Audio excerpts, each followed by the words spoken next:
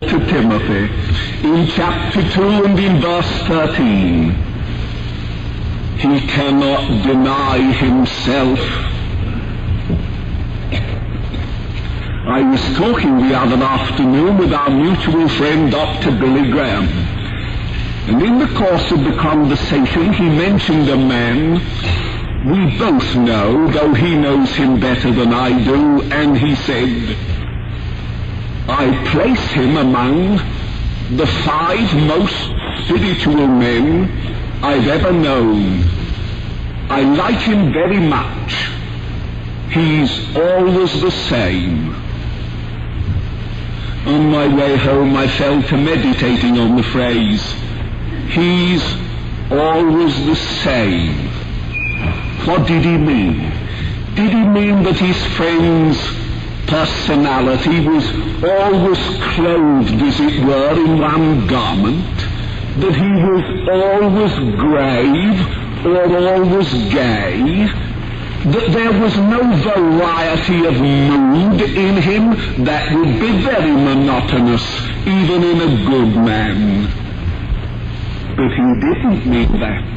He meant that his friend was not capricious, was not subject to whimsy, wasn't kind one day and unkind the next, with nothing to explain the difference. That there was a noble evenness of character about him. That principles that were valid for him on Saturday afternoon were still valid on Monday morning. That his personality was integrated and centered in the good. He said, I like him. He's always the same. My friends, it occurred to me that there is only one being, only one in this universe of whom you could truly say, he's always the same. The wisest man has gaps in his knowledge. The most kind is sometimes less than his best. Of God, the high and holy God, of God alone can you say, as Paul says here, he's always the same. He cannot be other than he is. He cannot deny himself. He's always the same.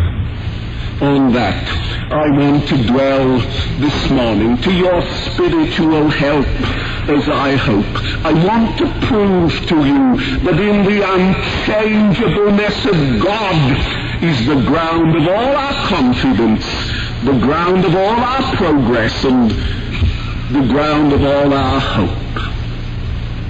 I plan to do it in this simple way. I want to prove it first by the rationality of the universe. And then I want to prove it by the spirituality of God.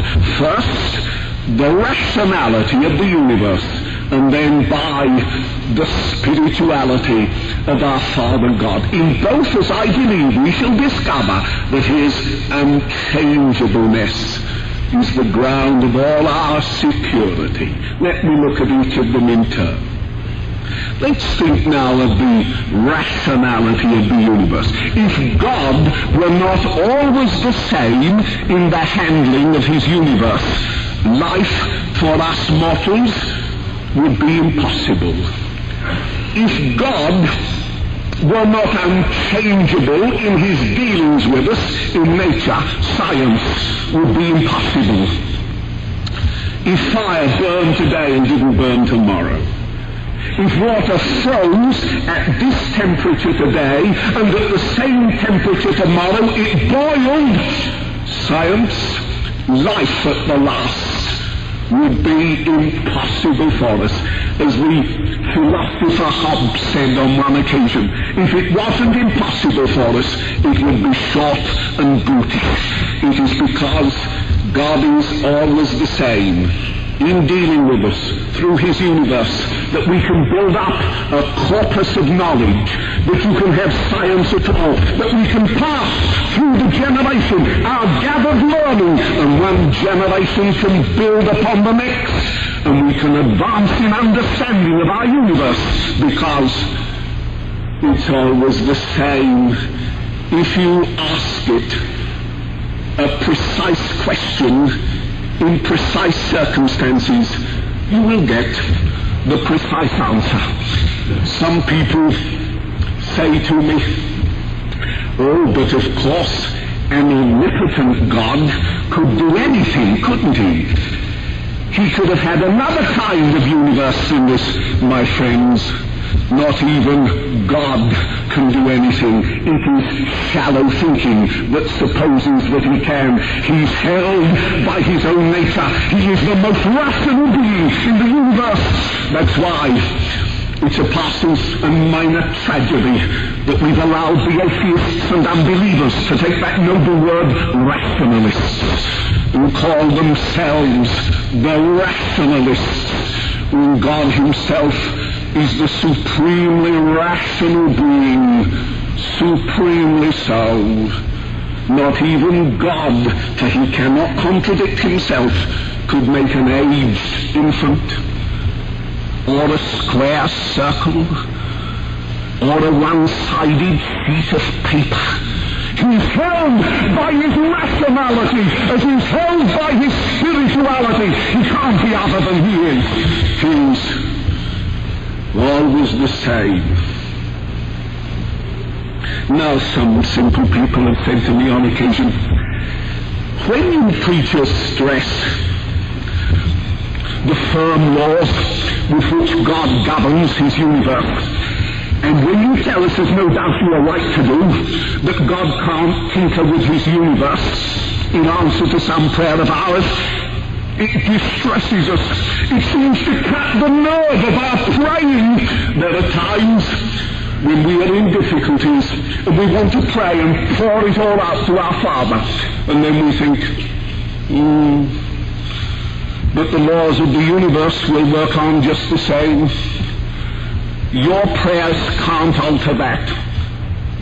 The same thing will happen whatever you ask. I say, preacher, you seem to cut the nerve of my praying when you speak of God as unchangeable in that sense. You sillies. You don't have the nerve of your prayer cut by being reminded of that deep truth.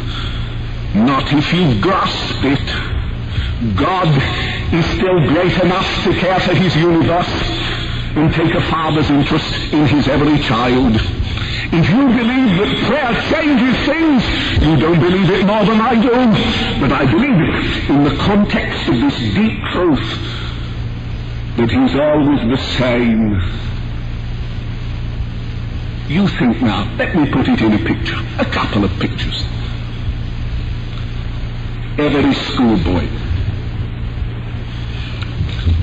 even the boys in the junior choir this morning, every schoolboy knows that iron won't float. Of course he does. But if you go down to the edge of our beautiful Lake Junaluska and throw a bit of iron into the lake, it will sink.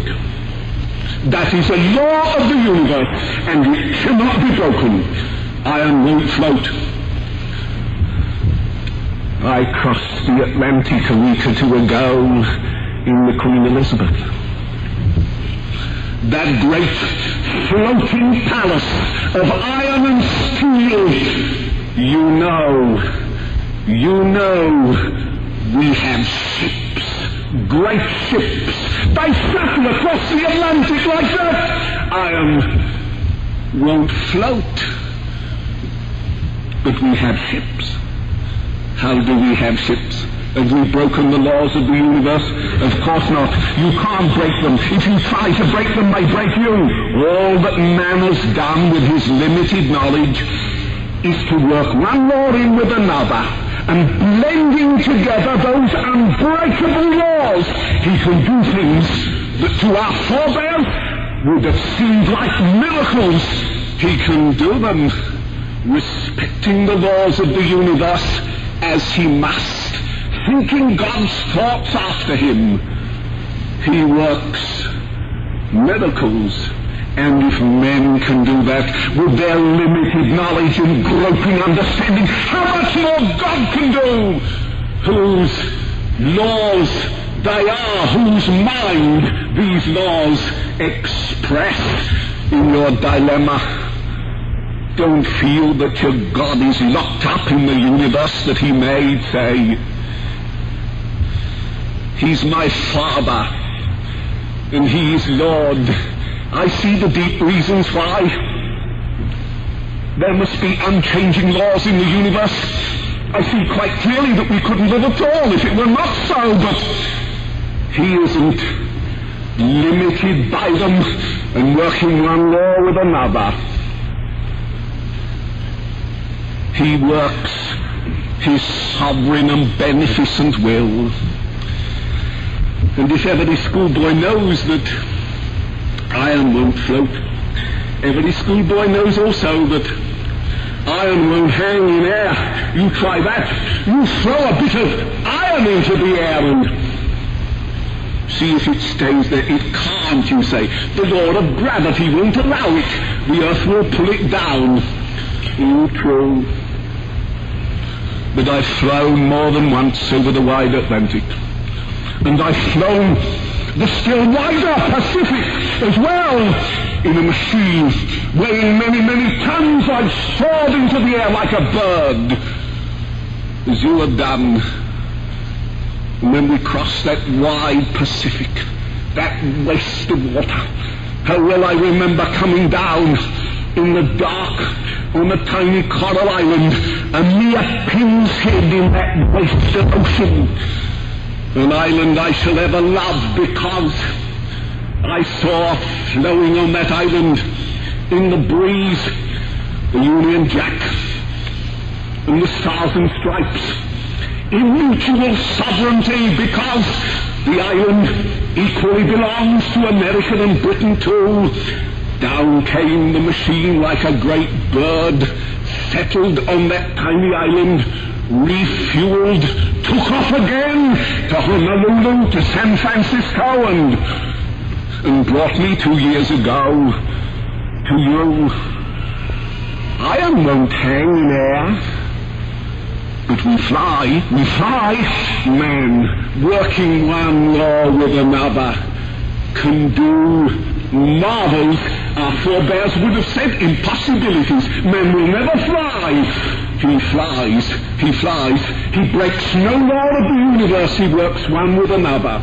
I say again, if men can do that with their limited knowledge, how much more the great God, whose laws they are. He is always the same in handling his universe. It must be so for our good, but still not locked up in his laws, still able to hear you when you cry in pity to him, still able to bend to you, and if it be for your highest good, to give you your heart's desire. So much for the rationality of it. I turn now to the spirituality, the thing that concerns me most. Paul says in this letter, if we are faithless, oh Paul, up in heaven, if we are faithless, we have been faithless. We know it. If we are faithless,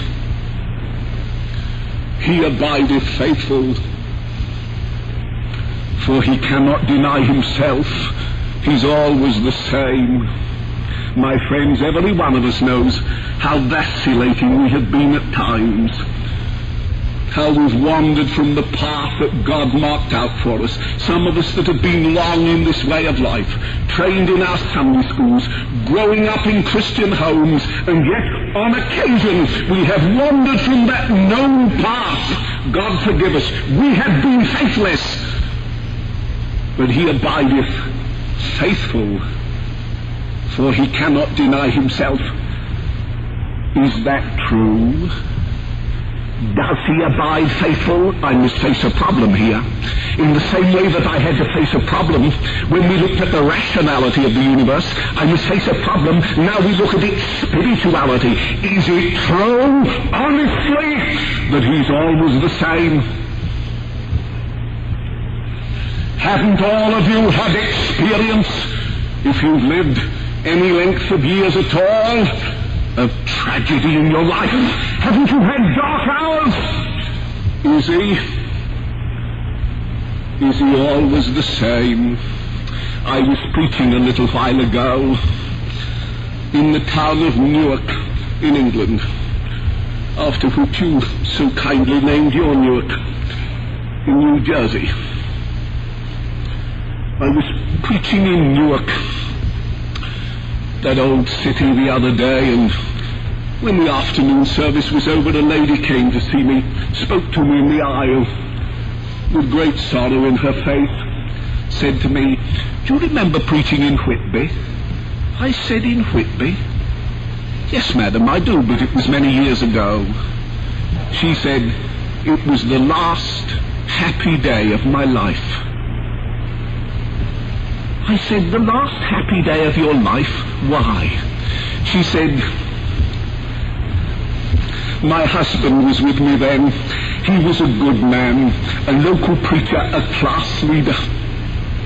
Our minister called him once a great block of the salt of the earth. He was a lovely man, was my husband, a working man. He took a day off from work to attend the circuit rally, and we sat together in the afternoon, and we were there for the great meeting at night. It was a lovely day, and we went home, and next morning he got up as usual, and after breakfast he kissed me, and he went out to work. And half an hour later he was carried in dead, killed in a motor accident, carried in dead." "Oh yes, sir," she concluded. "I remember you preaching in Whitby. It was the last happy day of my life." And as I looked into her eyes, I could read what was there. She was saying, "Oh God, he was your man. He was yours. He only lived for you. Couldn't you have taken better care of him? Couldn't you?" Had God forgotten to be gracious? In hours like that, can you truly say, he's always the same? Or I was going through Bermondsey the other day. That's one of the poorer areas in London. I'd gone to share in the opening of a new church, and as I hurried through the slum districts of Bermondsey, I thought on that great doctor of medicine that lived there until recently, Dr. Alfred Salter. The name will be unknown to most of you, but it is a great name in my country. Dr. Alfred Salter. Would you allow me to say, as a senator of the University of London for 12 years, that we still regard in the University of London Alfred Salter as the most remarkable man that passed through our medical schools. The gold medals and the fellowships dropped into his lap. All the specialists wanted him to specialize in their specialism. A brilliant student. When his course was over, he wouldn't specialize in any of them. He said, "No, I'm going to specialize in the poor." I've been doing some of my practice down in Bermondsey among those poor people. Oh, this was the beginning of the century. This was long before welfare states were dreamed of. He said, "I'm going to live there. That's where I'm going to live." He was an atheist at the time, I'm obliged to tell you the truth. He did not believe in God. He was a militant atheist. And when he turned his face to Bermondsey, it was inevitable that he should come face to face with that other great man in Bermondsey, that Methodist preacher, Dr. John Scott Lidgett. My ministerial brethren who are here will agree with me that purely intellectual conversions are rare. But they do happen. And this was one of them. When Salter and Lidget came face to face, both of them dedicated to the poor of Bermondsey, two great men met and clashed. For one was doing it all for love of Jesus, and the other said, I don't need religion to motivate me, I can do it for love of the people. And Lidget said, Salter, give me time and I will convince you. Come to my settlement one night a week. I will argue with you if you wish. I will convince you. And when those two men came face to face, two great men met. And listen, the man of God won. Ah, Salter missed no opportunity in later life to say it. He said, he mastered me. He mastered me. He did. By the sheer logic of mind and mind, Alfred Salter became a believer and still stayed in Bermondsey for better reasons now. It was his wife who didn't like it. She said to him, Alfred, do we have to live in the slums? Can't we live in the suburbs and you come up every day and we got to live here? And he said, yes, of course, no good helping people at the end of a pole. We've got to live with them and be their neighbours.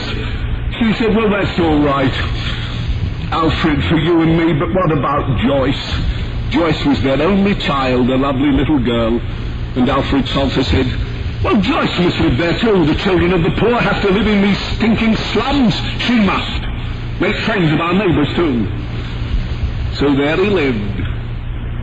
And Joyce one day caught scarlet fever. And she got better. And she caught scarlet fever a second time. And she got better. And she caught scarlet fever a third time. And she died. And it was a long time before the hurt look went out of Mrs. Salter's eyes. And it was a long time before we heard that great laugh of Alfred Salter. Oh, I used to think sometimes when I saw him, I did not often see her, but when I saw him, I sometimes caught in his eyes a hurt look which seemed to be saying to heaven, oh God, I was staying there for your children.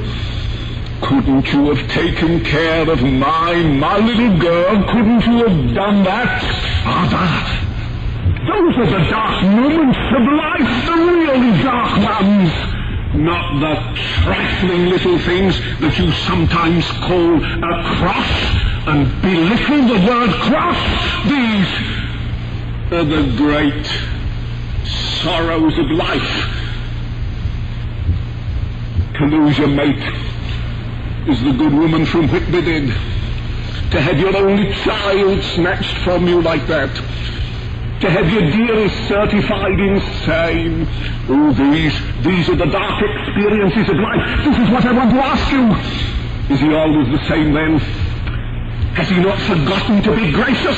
How do you handle yourself in an hour like that, when it seems as though your world is caving in? Can you still trust him entirely? Will you even in the shadows, will you still trust him? Will you say, no harm from him can come to me? On ocean or on shore, he's always the same. This is the advice I give to you, my dear friends. I want to give you a little couplet, as it were. After my text, this is the best thing I have for you. No preacher has anything better than his text. But after my text, this is the best thing I have for you. Take this away, though you forget everything else. Don't deduce God's character from odd happenings. Interpret odd happenings in the light of God's character. Have it again. Don't deduce God's character from odd happenings. Interpret odd happenings in the light of God's character. Now this is what I mean. To all of us, sooner or later, some dark experience in life comes, And our weakness, our folly, our deep unfaith is to say at times, then I was mistaken in all those years of the past. Then he isn't a good God. Then this is what is right. And we deduce God's character from that one strange happening. I say, don't deduce God's character from that one strange happening. Interpret that strange happening in the life of God, in the light of God's character. 20, 30, 40, 50 years he has blessed me. It has been goodness and mercy all the way. This has happened. Maybe he didn't do it, but he allowed it, and he takes part responsibility even for what he allows, because it's his universe at the last.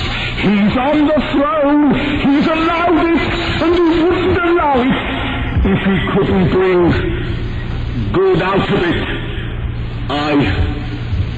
I will interpret this experience in my long knowledge of his faithfulness. He's always the same. He's always loved. He can't be other than he is. And he's still love. Still love even in this. It's a path darkly wise, but it's his path. All his ways have gone over me, but that. His ways.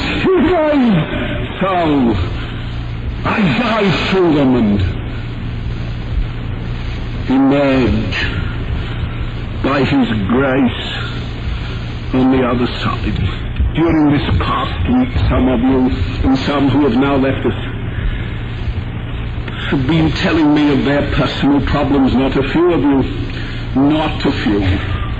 I had discovered that many of you with smiling faces had a lacerated heart.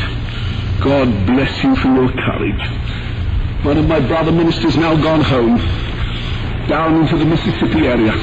Said there the other morning on that very spot of the platform, he said, I'm going, I did enjoy having lunch with you yesterday. There's just something I'd like to tell you. Oh yes, I'd had lunch with him the day before. What a centre of fun he was. What stories, what exuberant gladness. He seemed like a man without a care in the world. And then he told me, he said, we have a retarded child. She was born like it. There is no human hope that she will ever be normal. He poured out the story to me and wept as he said it. And my heart went out to him. Oh, my dear friends, I don't know you with the same intimacy, but is there a dark experience in your life? Is there? Did a boy go to the war and not come home? Some dear ones of yours been killed or maimed in road accidents. We've been shadowed here this week by the sad news of friends involved in a road accident only this week. Is there somebody you love in a mental hospital? Is there some big disappointment in your life? Something you've longed for and it's never come, it never will now? Has love passed you by? Are you born for motherhood and never held a bit of yourself in your arms? We all know our own secret heart's best. Have you been tested? And do you find it hard to say, he's always the same? Listen, he is always the same. That's what makes this truth so deep and rich and necessary. It's in that truth that our security rests. He can't be other than he is. He's infinite love. He's always the same, even in those dark experiences. He's always the same. Some few years ago, a strange thing happened in a home on Long Island. The home consisted of mother and father and a little girl aged 14. One morning when Daddy was out at work, the telephone bell rang. The little girl heard her mother answer the phone. Yes, she said, this is Mrs. Randolph March. That was the name, I haven't faked it. This is Mrs. Randolph March speaking. Yes, that's the address. What? She named an expensive farrier's in Fifth Avenue, New York. What? I'm to go there and choose a mink coat? Payment guaranteed by Mr. Randolph March? There must be some mistake. I've got a fur coat. My husband knows that. I've only had it 3 months. Then she hung up. And the little girl of 14 saw her mother turn deathly white. And as she hurried out of the room, she saw there were tears on Mother's face. Now, when her father came home that night, it was a Christian home. That little girl heard the nearest thing to a quarrel she'd ever heard in their home. Oh, she was put out of the room, but she could hear angry voices coming through the door.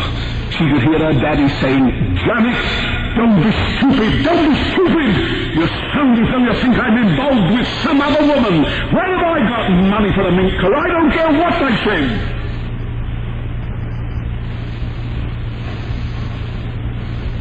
At their evening meal, there was a tense feeling. Something had gone out of the home. It never came back.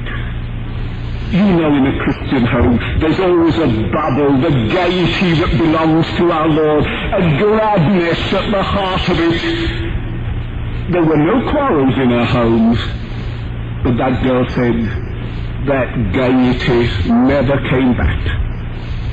And a few years later, her father died. And when her father died, or soon after, the whole mystery was cleared up. Oddly enough, there was another Mr. and Mrs. Randolph March living on Long Island, but 40 miles away. It was clearly a mistake over an address. And listen, did that woman disbelieve her husband? Did he? 15 years of married life.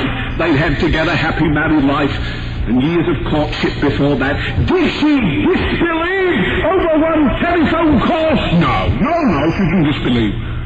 With 97% of her mind, she still believed. But in the other 3%, there were termites of unfaith. Now and then it would come back to her, and she'd harbor it, and it would breed just in 3%. And 3% is enough to take the bubble out of life and all that glorious, unshaken trust. Listen to me, my dear friends. There are at least 7 layers of our mind, and you can believe in 3, 4, 5, 6. The sense of God. Believe in 7. That's one of the things that makes a saint a saint. He believes utterly. He believes with every bit of him. He's standing on God. When tragedy happens to him, he lifts his hand and says, I declare this to be good unto me. Those are advanced souls that speak that way. I'm not asking you for that at this moment. I'm only telling you what the saints do. Of tragedy they will say, I declare this to be good unto me. But I am saying this to you. It isn't enough for you to say to me, I believe, Doctor, yes, I believe in God. If you say that to me, I'll say to you, how much do you believe? How much? 5 layers? 6? 6.5? I want you to believe with every layer of your mind, to trust him utterly. Look at that cross. He loved as much as that and stretched himself on the wood for you. He exposes in a moment of time what God is through all eternity. He loves like that. Can you doubt him? Even when you think of the boy that didn't come home, the dear retarded child, the mental hospital, the denials of your life, the cross upon your back. Believe him, trust him, He is worthy. He is worthy. He is always the same. Let us pray. Oh God, our Father, on this lovely day and in this lovely place, send us away asking ourselves, not if we believe, but how much we believe. And if we find unbelief in even a corner of our mind, help us to surrender it. And ere we leave this lovely place, come to utter faith in our unchanging God. For thy name's sake. Amen.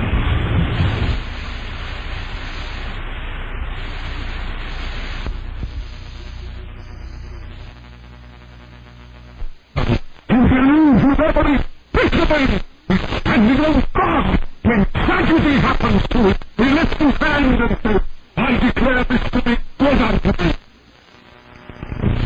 Those are the past summons I'm not asking you to that this morning. The Lord is telling you what the Sangster, a tragedy by your side. I declare this to be good unto me, that I am saying it to you. To forgive us to you to say to me, I believe that to you, I believe in God. If you say that to me, I'll say to you, how much do you believe? How much? 5 layers? 6? 6.5? We want you to believe with every layer of your mind, to trust him utterly. Look at that cross! Who loved as much as that, he stretched himself on the victorious. He exposed it in a moment of time what God is doing eternity. He loves like that. 10,000 liberty because the world didn't come home to deal with God's time. The mental hospital, the demands of your life, the cross upon your back. Believe him. Trust him. He is worthy. He is worthy. He is always. Let us pray. Oh God, our Father, on this lovely day and in this lovely place, send us away asking ourselves, not if we believe, but how much we believe. And if we find unbelief in even a corner of our mind, help us to surrender it. And ere we leave this lovely place, come to utter faith in our unchanging God. For thy name's